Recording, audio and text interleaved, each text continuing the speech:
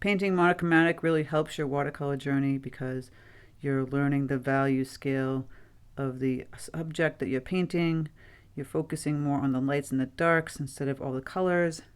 And just painting a simple floral like this can really help you achieve that. So let's get started.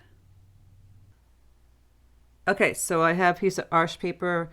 It's like a half of so it's the pad is 9 by 12 and it's a half of that sheet. And I just taped it down to a piece of cardboard so it doesn't move around. It's just easier. I'm going to grab my mechanical pencil. And so you can just simply draw out some shapes, and then we're going to just paint them in monochromatically. And why would you paint monochromatic? Actually, it's amazing. It helps you with value scale. So we're going to just draw out a simple vase. So it could be cylinder. It could be perfect vase shape. So I'm drawing that. And then we can picture like maybe some roses here. So just squirrels and circles. More circles. And I'm doing like another one here. And I'll end up mostly painting this, but I'm just kind of mapping out what I want. Maybe I could put like a poppy type flower here. See, your scribbles can go some places. They're fun to do. And wiggle like that. Like a poppy that's kind of half. And again, I'm just kind of wiggling, scribbling. It could be rankulus. And just kind of wiggling and scribbling. And we can paint this too. There's another rose. Something, and I'm going to start to put some leaves in. Stalk. And I need another flower here. So I'll do like another little drooping, wiggly kind of rose. And I'm using, like I told you, arch paper. So it has that wonderful little texture on it, so it helps a little bit. Maybe put in like a little couple of petal flowers, like 1, 2, 3, 4 petal flowers, and just wiggle out another leaf, some leaves. Now we can have the vase kind of just like solid, and it doesn't have to be clear. Put the stems through it, or you can put the stems through it. So let's start off with this kind of sketch. It's just, you know, doing circles, your wiggles. And then we're going to paint the same way. I could use my 8 long round, but it's really pointy. I want more of a rounded tip. So I might use like a 10 Aqua series Princeton brush. And then you're going to figure out what colors you want to use. I think I'm going to use mostly grays. And grays can be a variety with ultramarine blue deep and burnt sienna. You get so many varieties of grays. You get more brown or blue grays. So you can play with that neutral kind of gray. If you want to make it mostly just neutrals themselves, we can add a little bit, a couple of neutral browns and some greens in there. So if we just grab some burnt sienna and a light green, which would be like a neutral green. So I would use cadmium yellow deep and some ultramarine blue deep, and you get more of a neutral green, more blue. If I keep adding the blue, so have those colors ready to go. I'm going to start to play with this. And you can just keep it all one color, right? We don't even have to do any of these colors here. We can just mostly keep it grays. And that would be really sweet and pretty. So I'm going to start out just taking my brush. I always kind of I'm standing up and I kind of hold it up here like a baton. And then I'll just kind of wiggle, tap and wiggle. Now that's a little bit more gray. And if I want more blue, I'm adding a little bit more blue. So maybe the whole thing could be blues. Kind of pretty for the summer. Now that's a little bit deeper. Kind of outlining the rose. So I'm just tapping and I'm scribbling and just kind of making it in a circular motion. Going around. And then we have some really kind of pretty flowers. You can push down a little bit and drag, and they get a pretty rose. So you're just doing some scribbles and then sketching and then doing the same thing with your paintbrush. This is like a really quick and fun exercise. Now those are kind of similar tones, the mid-tones. If you dilute the paint a little bit lighter and tap on paper towel to get all the excess water, you can start to make this a lot lighter. And I can fill it in.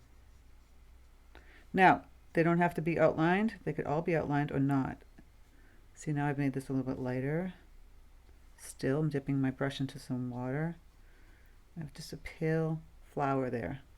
Or you could have just did the outline of the flower. all together. Can just be nothing but outlines. I think a few like combination of outline on outline, kind of funny, kind of pretty. So here's that pale gray. Maybe I'll have it more on the brown side so I can kind of change the gray a little bit. So we do have grays, but now there's a little bit different color. I'm diluting it with some water, and here I'm just kind of going into the circle, and we'll add some deeper value in a minute. So again, same thing with this rose. I'm just pushing down. You can slow me down if you need to, but I'm going to go pretty fast. So now we have different varieties of grays. The leaves could be a different color. And you can fill those in or make them linear, just with the lines like we did here. Take this. I think if we just did all this like really pretty light gray, it'd be kind of pretty too. So I'm going in mixing the two with those little round flowers. So I'm kind of just wiggling my brush into some round shapes. Petals. Okay, this one needs to be filled in a little bit more. And I'll fix these guys. And then there's that blue color. Maybe put the blue for the center of that flower. Same thing here. Leave a little white. So we're gonna we gotta do another blue one. So maybe add like a small one, kind of balancing the picture. You need to balance your composition. So there's that one. And maybe down here I could start to add some blue stems or leaves. This is very quick. We want a very quick picture, like almost like a watercolor sketch. It just comes out so pretty. It's one of my favorite things to do. It really teaches you to be a little bit looser. Just think about the flowers. Now they're kind of crushed in a little bit. If you want to pull them out by adding like another stem or so, adding some leaves out this way, coming off. I'm going to just water this down. Something coming off the...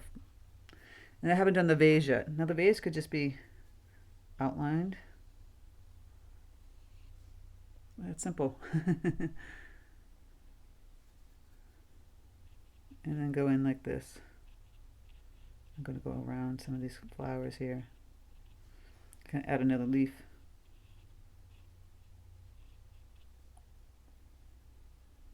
See, I even like this. And you can let this dry, and you can go back in add some other tones. You can make a... I wouldn't know if I would make a pattern on the vase, just because of the fact that we have a lot going on here. And you can fill in this a little bit more. I'm going to dilute this. If you want to put a color on the vase.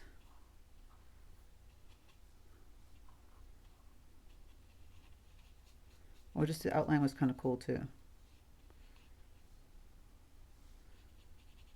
Now that I'm trying to get rid of the outline, I'm trying to just make it less of an outline on there.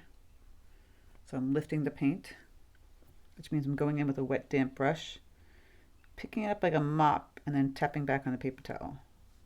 And that is a technique called lifting. And then we can start to add in some shadows if I want to decide to keep the right side darker than the left. Now we didn't do a background table, but you can add that in, adding a little bit more burnt sienna, some more browns. Again, that neutral, just a simple table. And then if you want to add shadow, something like that. I might kind of fill in the back here a little bit, and a little bit up front. Something really simple. You don't have to make it super complicated. So the table's all kind of right there. I might make the shadow a little bit darker still. I always kind of start from the center of the vase and go outward that way. So already we have this great design. If this is still wet, nope, that's not wet. So we can go back in with our gray and add another layer of the value. So watercolor is a translucent medium, and you can see the other colors coming through when you're adding colors on top. If it's loose and wet, if you just grab it from the tube, well, you're kind of defeating the purpose of what the watercolor is about. You only do that for details, you know, the thick saturated paint part of it. Get a little darker still. I had a light wash and then go back in here, and I'm just tapping, tippy tap, little lines, squiggly lines that we kind of drew. Kind of do the same thing with the paintbrush. Some veins. This is supposed to be really quick and easy. Now I'm going to go back here with some blue. Little puppy. Just wiggle, going towards the center. Look at that. I'm keeping that one the way it is. If I want to get more darker value, I don't want to get super dark. I really want a soft, beautiful painting. But I will go over it a little bit more, just to pop that. And here, and I can go in here and go and pop some of these roses and connecting some of these areas. So now if we get darker value, those areas will pop, right? So I'm adding the same two colors. You can't really see this flower in here because they look nondescript. Adding the center. If I want to do an outline so you can tell that they're flowers and add some stems to them. Maybe a leaf, darker leaf. I'm going to get a little bit darker. The paint is getting thicker now. It's not moving as much, you see? And you can outline some of these great areas. Paint around. That's a leaf. If you paint around this rose, I'll go in here and just tap around some color. You're going to move around your picture. And you can have like one focus that's more like darker in one section. So if I want to get things a bit darker in this section, so your eye is focusing towards the center.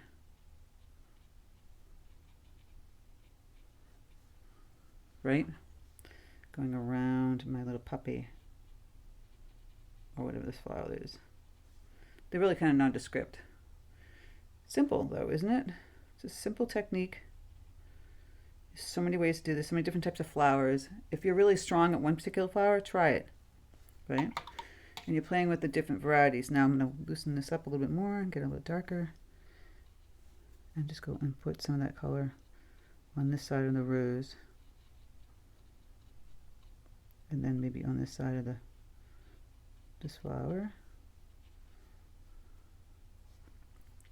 Loosen some paint and fill this in. This side's supposed to be lighter. And of course I have a leaf here.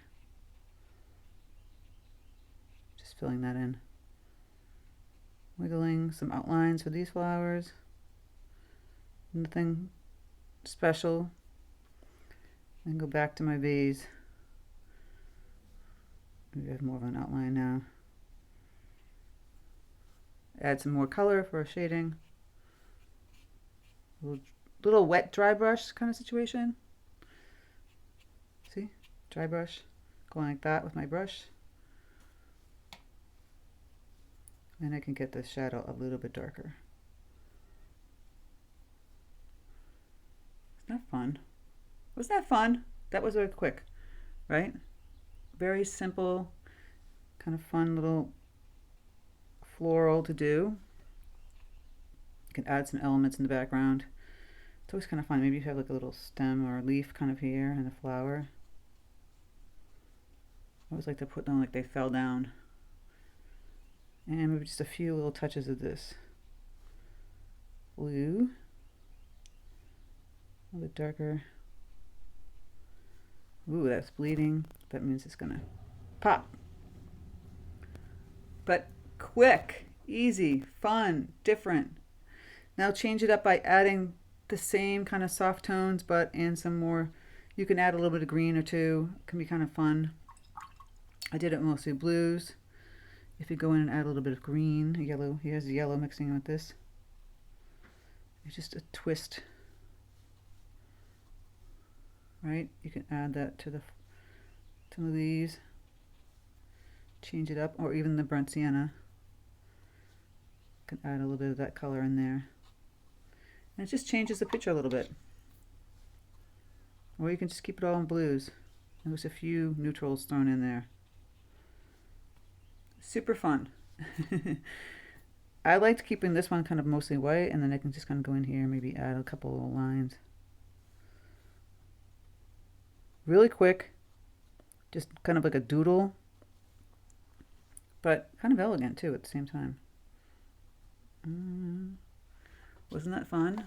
I hope you enjoyed it. I love painting things like this. And black and white's really pretty. This is more in blues. So like you want to give a gift to somebody who has a house that they love a lot of blues in their homes, whatever. You can shrink this down to a smaller size. But try doing some value scale just with flowers. If you take a photograph or you're starting flowers, just do it all in black and white. It's going to really help you in your painting, right? Or just an exercise and just having fun. So let me know your thoughts. Leave a comment below. If you like more exclusive, really more in-depth kind of tutorials, check out my Patreon. The link is in the description box below. And help support my channel here on YouTube. You get a lot of free content here on YouTube, but Patreon is where you support me. And you get so much for the value of a Patreon. You get first dibs on watercolor workshops and retreats, which is great because some of those special rooms go first. You get a discount code on my live Zoom classes, which I have one coming up. And you have all kinds of amazing community, right? So, and the tutorials there are much, much longer than they are here. They're about an hour long. Lots more in depth. You get a reference photo and trace. I go over lots of techniques. On the Super Patreon tier, you get not only just this watercolor, you get the acrylic too. So really kind of fun and worth its weight. So check it out and take care, and I'll speak to you soon.